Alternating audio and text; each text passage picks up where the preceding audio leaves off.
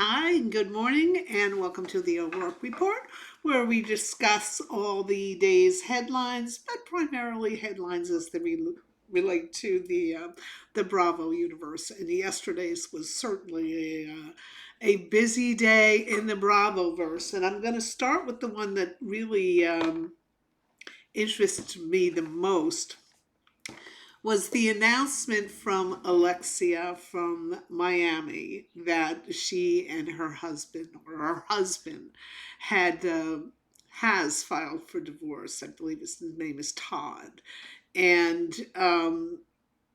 everybody familiar with Miami, Alexia kind of thinks she lords it over the other women because she's married to a rich man who keeps her in the style that she is claims to be accustomed to. And now apparently Todd is headed for the hills. Now, my particular take on Todd, because I really didn't know, really didn't know anything about him when we first met him. But my particular take with Todd was really the only time we ever saw Todd in action, and that was, I believe, 2 seasons ago. It could have been 1 season ago, but I think it was 2 seasons ago. They went out to dinner. Alexia and her husband Todd went out to dinner or some social occasion with Nicole, Dr. Nicole, and her fiance, Anthony Lopez. And Anthony Lopez is a high powered attorney in the Miami Beach area. And Todd decided to take Anthony Lopez on. He had a very angry, screaming match with him. And as I'm watching this whole thing go on, and I forget what the incident was, I forget what it was that they were arguing about, but I imagine Todd thought he was coming to his wife's defense over Anthony's fiance's defense. And I remember thinking to myself at the time, oh God, this Todd may be more powerful than I thought he was, because I was under the impression that this Anthony Lopez was an extremely powerful lawyer. And I guess we found out that Anthony was an extremely powerful lawyer, because the next season opens with Todd taping a video with an online apology to Anthony, a very groveling online apology. And they cut to then Anthony, who then is very gracious in accepting the apology and saying, oh, it takes a big man to apologize like that. Well, it looked a lot different to me. What it looked like to me is Anthony was able to bring the hammer down somehow on this Todd, and Todd quickly put his tail between his legs, put out this video, backed away from the scene, and just really kept his mouth shut. I also think at that time is when Todd decided I'm going to start setting the stage to divorce Alexia, because she's living way beyond my means, and I don't want to get involved in these scream fests, which she got me involved with taking on Anthony Lopez. And I sure as hell don't want to lose another fight like I just did with Anthony Lopez. Always my take.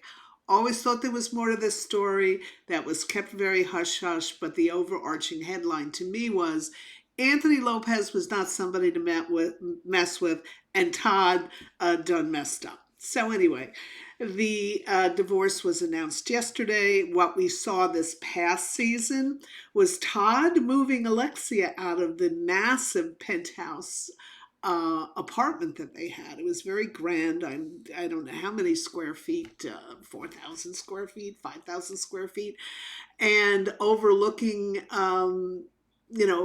great real estate. And he has got her downsizing into a significantly smaller apartment.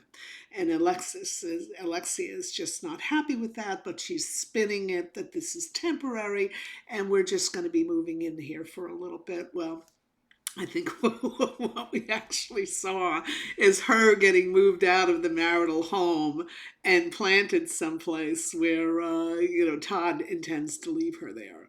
So anyway, it's going to be very interesting to see how she tries to spin this next year, because again, she fancies herself the star of the show. She calls herself the Cuban Barbie.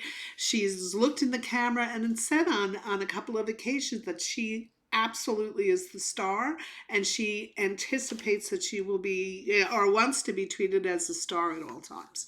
So this is going to be very interesting, because the other little thing going on in the background is um, oh, and I'm drawing a blank on her name. Oh my God. The one who had called this said that the marriage was not all that it appeared to be. And of course, this enraged Alexia. And now it turns out it's true. So, anyway, that was the big news out of Miami yesterday. I thought it was very interesting. These girls have been putting on quite a show. Their trip to Mexico this year, I don't think I've ever seen anything like that gondola ride. That was stunning. So anyway, so that's what's going on there. The other, it's not Bravo related, but of course it is reality show related, and it's what I call the creepiest cast in reality television. You cannot get creepier than these people. There's something that just gives you the shivers when you hear them, the excuses that they make on camera for what they're doing. And I am, of course, talking about Seeking Sister Wives. And what this is it follows couples who are looking to bring another female into the fold. Now, this has been on a couple of seasons. I honestly thought it was off the air because it was that creepy. The husbands are majorly creepy, the wives are majorly creepy, and these women that they these in some cases just lost souls looking to belong somewhere, that contemplate joining these couples are also uber creepy. And the worst part is, and not many of them have this, but a couple of them do, there's children involved. And when they see what mommy and daddy are doing, oh God, it's just the worst. It is really cringeworthy. It's really cringeworthy. Well, anyway, I thought they were off the air because they were so creepy. And imagine my surprise when I find out that they're back on the air. So, of course, I got to binge 5 episodes in a row. And the creep factor is still very high. In fact, there's some new couples seeking. First of all, none of them are ever successful in finding someone. They always bail, or there was some reason, or maybe they knew they were going to be on camera for a little bit. There was no way that they were going to actually hitch their wagon to these couples. Although there was one poor little sad sack girl that did, and that's a whole other story. But the creepiest cast on television by far, Seeking Sister Wives, and the ones. There are a couple, but the couple that I consider like the premier couple on this show are a pair from Colorado, I believe. And oh, they look in that camera, and they're told, they know God has told them that this is the way that they need to go. And they got the answer directly from God on this, that they need to seek a Brazilian second wife. And they'll just use a little translator on their phone to talk to her. They don't really need to talk face to face, but the translator works. So anyway, they have been on since day one, and they were originally courting some poor Brazilian girl named Roberta, who really, I don't know if she led them a dance. They claim that she led them a dance, but I think as a viewer, I think this poor Roberta was in way over her head. She didn't really understand what they were asking. She did all her due diligence, and at the end of the day, after she was done doing 2 years worth of due diligence, apparently they used to meet in Mexico all the time, and the husband would have sex with this girl, and that she would think it was, I don't know what she thought it was, but she was making all the steps as though she was actually going to marry this man. Now, let me just throw into this mix, he divorced his first wife, who's in on this with him. She, I think, is looking for another babysitter because there are 2 children involved. or another house cleaner. She thought she was going to push Roberta into that role where she went out and had Pilates lessons and lunch with the ladies. So anyway, this girl Roberta, she led them a right dance, I guess, for about 2 years, and she dumped them. Well, they opened in just floods of tears that they believed God thought they should be with Roberta, and now Roberta has broken their hearts, but that has not stopped them from finding another poor soul from Brazil who wants her green card and thinks that this is going to be her ticket to do it. But this girl's a lot more cynical than the first one. And again, they're using the phone interpreter, but she's asking a lot tougher questions. And the wife, the original wife, does all this passive aggressive stuff just to thwart the husband. All the husband, you can see it in his face. As much as he'll look in that camera and tell you God told him this is what he should be doing, all he can think about is, oh my God, I'm going to have sex with somebody else. And this girl's got a cute little figure like the first one had a cute little figure. So anyway, if you want to watch fascinating people lie to themselves as far as why they're doing anything, and and just watch a bunch of deluded people. Seeking Sister Wives, I would highly recommend it, but be prepared to be creeped out because some of them are creepy. In the first two seasons, there was this couple called the Snowdens, and it was obvious that the wife was only looking for someone to do chores, follow her rules, and that's why she wanted another woman in the household. But she was going to be, woman number one, and the other one better dance to her tune. The husband, of course, was a lech. She was looking just to have sex with another person and have it be legitimate. And there were lawsuits involved. There were all sorts of things. They targeted, I think, three different women in the course of the years that they were on the show. And one of the women, and I think prevailed in a court case against them. And it was messy. And that's why I thought the show had been kicked off the air, because of these Snowdens. But, yeah, it's back. So anyway, I would highly recommend that, TLC. Now, talking about TLC, we did talk briefly a couple of weeks ago about my big fat fabulous life, starring this Whitney Thore, and that she's fascinating. She's a Type A personality. She calls all the shots in her world, and her surrounding people, whether it be her family or a whole passel of friends, they're more than happy to let her call the shots on things. And so she's, kind of running things in her world. But the question that I find fascinating, because it's only been shown, or I only saw it 2 or 3 times, is what happens when things don't go her way. And this is where I've seen her personality. I've seen I could maybe a little explanation as to why she got as heavy as she did, and why she uses food as a weapon, as a comfort tool. But she also uses it as a weapon against the person she's decided is not giving her her way, whether it was her mother at the time who has since passed away, or her father, or her brother, or a guy that she's got a crush on, that she feels should have a crush on her, but he doesn't. And she will purposely do something that's really makes her look physically unattractive.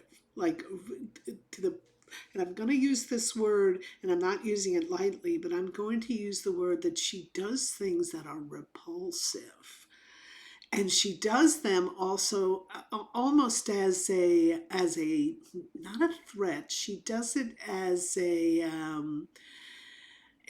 as an aggression towards the person she's angry at. And what I saw her do a couple of times, she was one time over to her mother's house, and I don't know what subject that they were on, but it was something that made Whitney very uncomfortable. She didn't want to discuss. She had already said her piece on it, and she didn't feel there was anything more to say about it. And she was eating at the time. So she made a point, as this discussion is going more in the direction she doesn't want it to go in, she's shoveling more and more food in her mouth to the point that it's kind of like even squishing out the sides. And that's what I mean about being repulsive. Her way to get back at the person who's confronting them is to do this thing that will make that person go, oh, that's so gross, stop doing that. But she's looking you right in the eye as she's doing it. So that's her little craziness. You only see it a couple of times. And most recently we saw it, and I think I mentioned this to you, how it was discovered her father fathered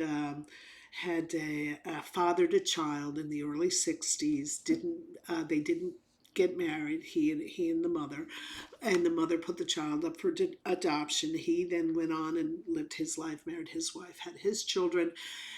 The mother has since passed away, but her child was brought up in a very loving, tight, close family. She's had children of her own.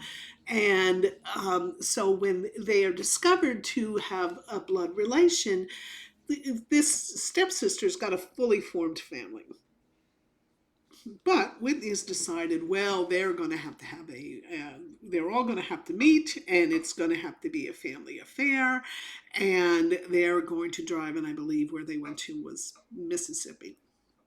Could be wrong about that. Could be Louisiana, but or Alabama, or it could be Alabama. Oh, it's Alabama because she kept mispronouncing Alabama. She kept calling it This is Whitney. She kept calling it Alabama. She was being dismissive about them. She was showing that she's still in charge, and one way to show that she's still in charge is I'll call that place anything I want to call it. I'm going to call it Alabama, and I'm going to say it annoyingly over and over and over again. So Whitney, her father, and her brother get in a car and drive to Alabama. They are now going to meet the father's first child, and her family, her mother and her father, her grandparents. And Whitney has decided, she's demanding that her father wear this t-shirt that says #1 grandpa or something like that. In other words, completely dismissing this woman's family. Like, here we are now, and we're now in charge, and this is your #1. And I just thought it was so thoughtless. And you could see the father was very uncomfortable with this demand, but the father is also in the habit of not telling her no, because she is such an alpha, and she will ratchet things up until she gets her way. So you can see that he's very uncomfortable, her brother's uncomfortable, and she is majorly uncomfortable. All sorts of things are happening, and one of the things, she's not grooming herself for the camera. She's letting her again, she's letting this repulsive behavior start sneaking in. She wants to express her unhappiness by making you uncomfortable just looking at her. It's kind of weird, I know. But anyway, so they go to Alabama, meets the family. Again, I don't see what's happening other than what the camera and the producers have decided to show me, but it looks very uncomfortable for Whitney's father, and of course the girl's parents, because does it kind of look like they're being shoved to the side? But then again, we know this is a television show. It was all very, there were a lot of moving parts to watch. And Whitney's stepsister has got a daughter. A daughter who's going to get married. She's in her 20s, maybe 23, very pretty girl. But that's who Whitney decides to target. She decides to target her stepsister's daughter to be the one that she's going to compete with, because that's the one she most relates to. Now, Whitney's now in her late 30s, and she has decided to get into a competition with her stepniece, and challenge her to all sorts of things like dance contests and swimming contests. And she goes out of her way to beat this girl every time she can and taunt her on camera. It was the wildest little meeting you've ever seen in your life. I mean, throw into this that Whitney's extremely comfortable in front of the camera. All these other people are in front of the camera for the first time.